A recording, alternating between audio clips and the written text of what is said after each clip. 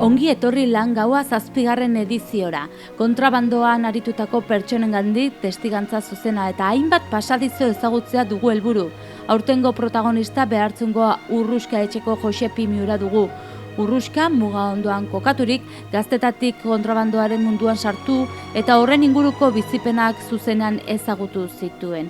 Gu gidari lanak egingo dituen Arkaitz Muratorirekin egon gara, xehetasun gehiago bila.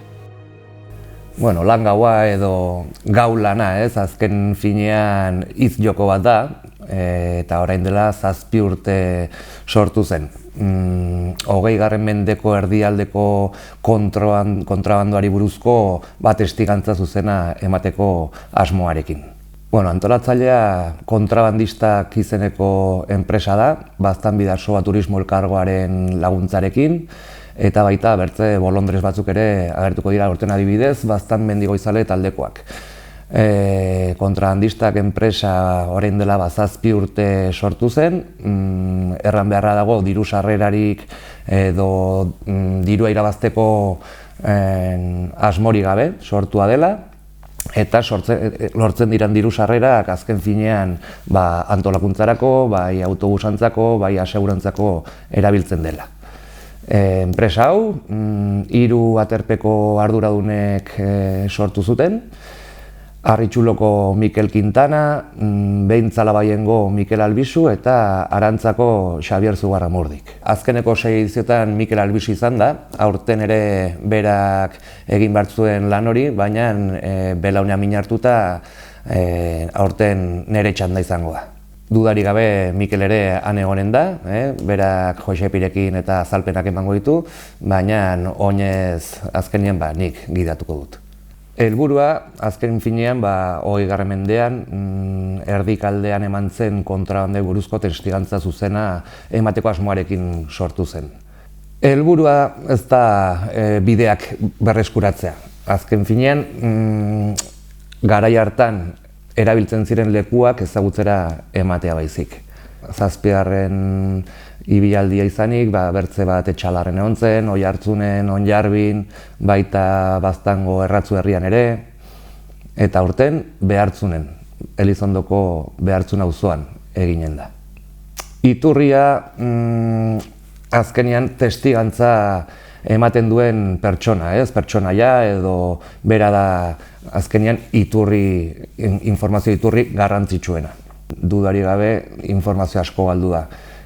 Kontrabandan ibiltzen zen jendia poliki-poliki hiltzen daie eta isiltasun ere bai ezaguna da ez zirela gauza kontatzen. Beraz horregaitik informazio iturri nagusia testigantza zuzena izango da eta aurtengoan pertsonaia Urruska etxeko Josepi izango dugu.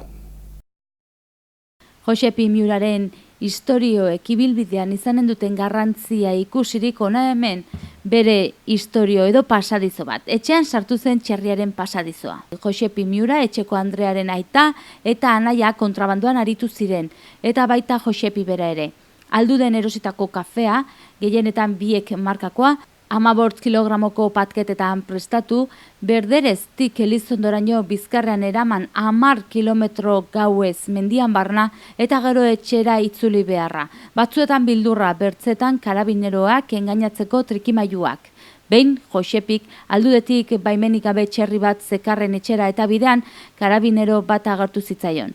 Txerrian ongoa zen galdetu eta Josepik etxekoa zela erantzun. Ja veremos si conoce el camino de casa. Ikusiko dugu etxeko bidea ezagutzen duen, errantzion karabineroak. Josepik etxeko ateka zabaltzeko aitzakiarekin aurreratu eta bidean artopikor batzuk bota zituen. Txerria zuzen etxean sartu zen. Hasiera batean azaroak 9 egiteko asmoa zegoen, baina eguraldi txarra zela eta orain abenduak 14 larun batera atzeratua izan da. Ilargi betia 12 izango da, eta eguraldia lagun, gauean ilargi azpian ibiltzeko egun zoragarria iruditu zitzaigun. Lan gau egiteko ezin bertzekoa da testigantza zuzena ematen duen protagonista. Behin hori edukita, hortikan gidoia eta ibilbidea aukeratzen da. Adin guztikatako jendiak, bailarako, bai baztan bailarakoak, bai bortzi, bai malerreka, eta baita Euskal Herritik bai etortzen da jendia gaia interesatzen zaiona, eta etxean horrelako kontuak entzun dituenak eta pizten diona horrelako jakin nahi hori. Eta baita horrela gauean ibilbide bat egiteko gogoa duen edo nahia duen pertsonak. Aurtengo lan gaua Behartzungo auzoan eginen da. Behartzundik atra, Urruskako txera iritsiko gara kuarteletik pasata, hortikan Berderitz eta Belaunetik berriz ere Behartzunera bueltatzeko. Hitzordua atxaldeko 6etan dago, Behartzungo Baztan Abentura Parkeko aparkalekuan, hemendik ere eskerrak eman, bere aparkalekua uzteagatikan. Bertatik, autobusan bitartez, Behartzungo auzora eramango dakute Behartzunenez kotxe pilaketa egoteko. Abenduak 12 izango da azken eguna izen emateko, izen eman nahi duenak info@baztangidoiabidasoa.com helbidean egiten aldu eta 10 euroko prezioa ordaindu beharko da. Hasiera batean euririk ez du egin behar. Lainoa igual bai, baina euria behintzat badirudi ez duela egin behar. Eta gaua aurrera joan ahala argitzera ematen du. Ez da kopuru finko bat ematen, baina aurten adibidez gutxi gorabeheran ikuste 100 pertsona bilduko garela. Balorazioa oso positiboa da, jendearen parte hartzea eta testigantza, protagonistak, oso positibo izan da. Noizbait norbait galdu da?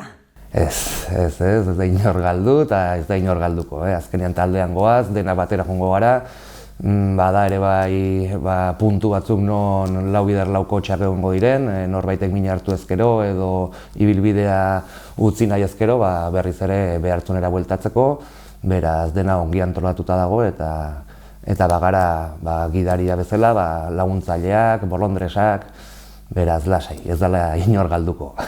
Ibilaldia gutxi gorabehera 11 kilometroko luzera izango du, 3 ordu terdi inguru iraungo du, eta desnibela ere ez da handia, baina 450 metroko desnibela izanen da.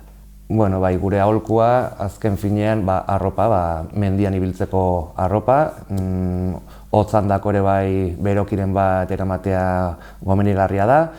Belaunen edo Berderitzen geldiunetxo bat ingo dugu, Josepekin solasteko, eta hor igual zerbait jatekoa, o fruitu lehor batzuk, o txokolate pixket edo garrantzitsua izango litzateke. Baita ura eta botak, mendiko botak ere gomenigarriak. Loia harrapatzen aldugulako. Egin dituen euriten ondoren, loia aurkitzea izango da normalena bai. Beraz hori, gure aholkuak arropa, janaria eta baita garrantzitsua linterna edo buru argia eramatea. Naiz eta hile argiaren argia izango dugun, edo hori espero dugun, beharrezkoa ere bai frontala eramatera edo buru argia. Ibilbidea egiteko kontuan hartu beharrekoak. Materiala, mendiko arropa eta botak eta gauez zibiltzeko argia. Bidearen erdian geldiune bat izanen da zerbait jateko norberak ekarria. Isiltasuna, taldean ibilearen isilik ibiltzea eskatzen da kontrabandoaren giroan murgildu eta sentsazioak hobeto ulertzeko. Erritmoa. Erritmo honean ibiliko gara, ia 11 kilometro 3 ordutan, baina ez korrika. Erne ibili bidexka eta tarte irristakorretan, kasu egin antolatzaileen indikazioei. Elkarrekin, partaidearen seguritatea hobeto bermatu ahal izateko taldean eta elkarrekin ibiliko gara, kasu egin antolatzaileen indikazioei. Laguntza puntua. Norbaitek laguntza edo ibilbidea bukatu baino lehen utzi behar badu, Urruska etxean 4 bider 4 kotxe bat izanen da. Pasadizuen azalpenak. Josepiren azalpenak puntualak eta euskaraz izanen dira. Ez dago ziurtatua bideo osoa eginen duenik. Abenduak 14, larunbata, atxaldeko 6etan, Baztan Abentura Parkeko aparkalekuan, Behartzungo auzoan. Ibilbidea 7etan hasiko da Behartzun auzotikan, eta 3 ordu terdiko ibilaldi izanik, 11 inguru, 10 inguru berriz ere behartzunen egoteko asmoa dago. Hemendik, esperientzia polita izanik, parte hartzea animatzen zaituztegu.